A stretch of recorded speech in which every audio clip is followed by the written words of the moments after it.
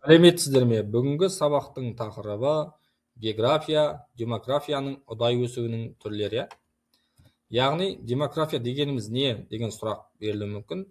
Біз оның жауабын қалай табамыз? Ол халықты зерттеу ғылымы. Демография халықтың саны, құрамы, құрылым мен аумақтық орналасуын, сондай-ақ олардың уақыт бойынша өзгеру заңдылықтарын зерттейтін ғылым. Үш негізгі процесстен тұрады ол. Мысалы, туу, өлу және көшіп-қону миграциясы болып бөлінеді. Бұл жерде халықтың ұдайы өсуінің негізгі түрлері табиғи өсім және көшіп-қону.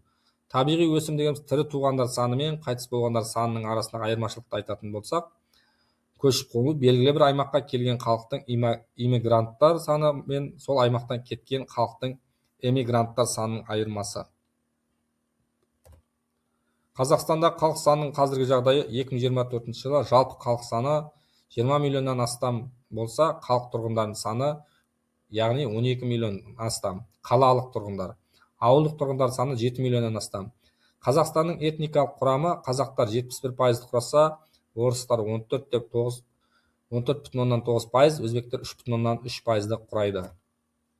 Табиғи өсімнің маңызы мен динамикасына келетін болсақ, 2024 жыл туғандар саны 309 мың болса, және қайтыс болғандар саны 110 мың, ал табиғи өсім бойынша туу өлім арасындағы айырмашылық халық санының негізгі көзі 198 мың. Сонымен қатар көшіп-қону демография өсімге әсері дегенді қалай түсінеміз? Ол көшіп-қону өсімі 2024 жылы 11.696-ны құрайды, яғни бұл жерде 2024 жыл Қазақстанда тіркелген оң көшіп-қону сальдосы болып бөлінеді. Өңірлердегі демографиялық өсімнің ерекшеліктері: Қарағанды облысында 81,6% болса, ауылдағы тұрғындардың үлесі Түркістан облысында 75%-дан астам болды. Ал солтүстік Қазақстан облысында халық саны 516,6%-ды құрайды.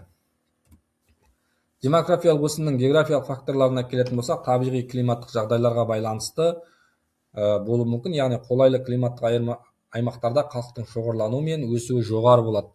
Экономикалық даму деңгейіне байланысты, жұмыс орындары мен өмір сүру сапасына байланысты болады. Қала-ауыл айырмашылығында қалалар мен ауылдарда өсім, яғни өмір сүру деңгейін, инфрақұрылымның және мүмкіндіктердің айырмашылығына байланысты көшіп-қону әсер етеді. Демография мен географияның өзара байланысы: халықтың өсуі мен таралуы экономикалық, әлеуметтік және экологиялық факторларға тығыз байланысты. Олар бір-біріне әсер етеді. Демографиялық саясаттың маңызы: халықтың сапасы мен санының тұрақты өсуі үшін мемлекет саясаттың маңызы зор.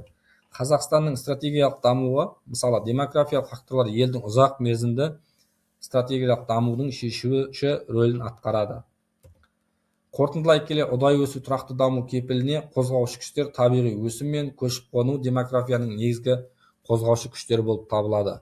Тиімді саясаттың әсері болады. Яғни болашақ кепілі Қазақстанның болашақ халықтың тұрақты өсуі мен әлеуметтік экономикалық дамуының үйлесімділігі. Бүгінгі сабақта біз ұдайы өсудің тұрақты дамуының кепілі жайында толыққанды талдайтын боламыз.